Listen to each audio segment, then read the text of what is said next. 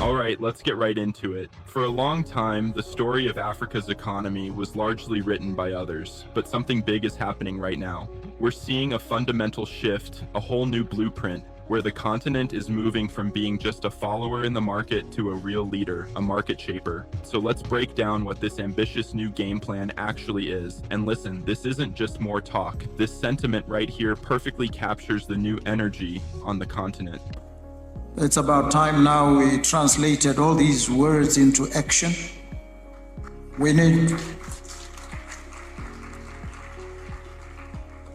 to take our people seriously, the people that we lead, respect them enough to appreciate that what they feel, what they say must be listened to and heeded.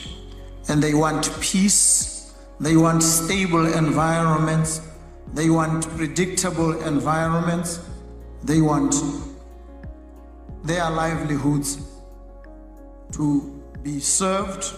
They need access to services, access to affordable internet. They need these. They need digitalized economies that bring efficiencies and bring them on board and place them front and center in their country's development agenda. The focus is shifting away from just endless discussions and squarely onto implementation, on getting things done, on delivering tangible results that actually improve people's lives, which of course leads us to the central question. If it's all about action, then what does that action really look like? What's the concrete strategy for this massive economic transformation? Africa has adopted and operationalized the Africa Continental Free Trade Area, which makes Africa to be one big market. And that big market is not just a market to receive, but it's a market to produce. Now, with Africa agreeing and working on the value chain within the African continent, it is positioning herself to become the hub for goods and service production. It's a common knowledge that Africa is host to some of the critical minor resources, and many of them, if not all, are important in the area of technology, but with reference to communication technology.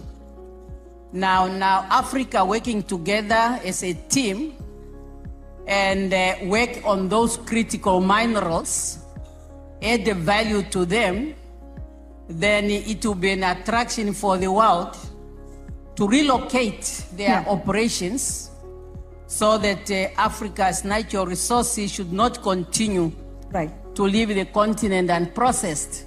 And then in that way, they are shaping the market.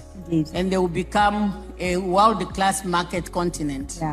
Well, it all starts with a new vision, a complete redefinition of Africa's role in the global economy. Well, it all starts with a new vision. And a this isn't complete just a small redefinition tweak. of Africa's It's the core role in the paradigm global shift that economy. everything else And is this being isn't built just a on. small And tweak. you can see It's the the night core and day paradigm difference shift right that here. everything The old else is story was being all built about on. just exporting raw And you can materials, see the following night whatever and the day global difference markets right were doing, here. and being seen as this risky place to invest. The new vision, it completely flips that script. It's about becoming a value-added producer, actively shaping the market, and being recognized for what it is, a continent of real, tangible opportunity. And here's the crucial part. This isn't some high-level economic theory that stays in a report.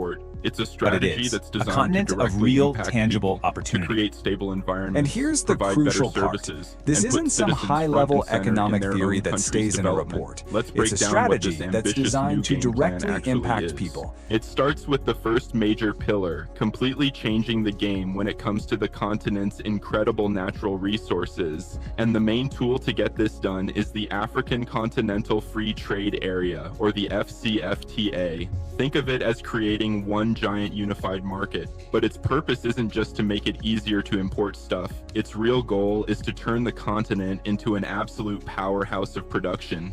This quote right here just cuts right to the heart of the whole issue. For way too long, valuable resources have been pulled out of the ground and shipped away, with all the real value, all the real profit being made somewhere else. The new plan is to stop that cycle, period.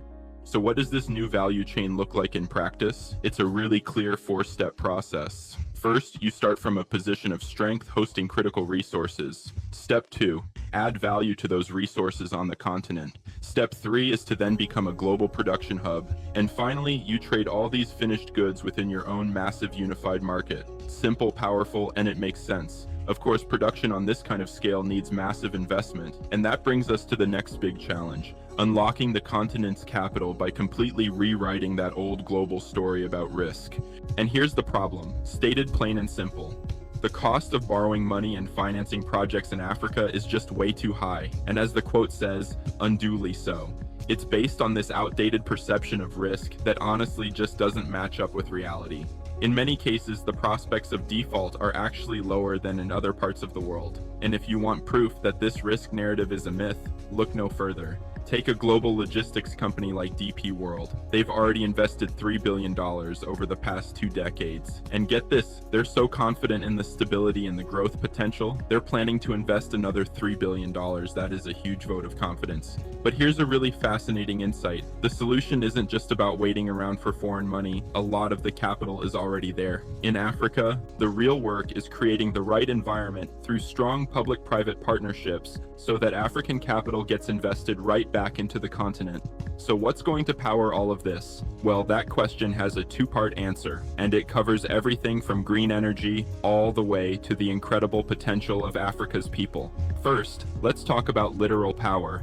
The continent is just blessed with sun and wind, which positions it to be a global hub for clean energy, especially things like green hydrogen. But, and this is a big but, leaders are also calling for a fair transition. They're saying, look, we still need conventional energy to build the very industries that we're then going to power with all this green tech. It's a practical approach. But of course, energy doesn't just come from the sun. The continent's other incredible power source is its people, the ingenuity of its young entrepreneurs, and so importantly, its women. They are seen as the engine that's going to drive this whole transformation. And, this is nothing new. This quote is a great reminder that women have historically been central to trade on the continent. The goal now is to take that legacy, that expertise, and drive and scale it up for the modern global economy.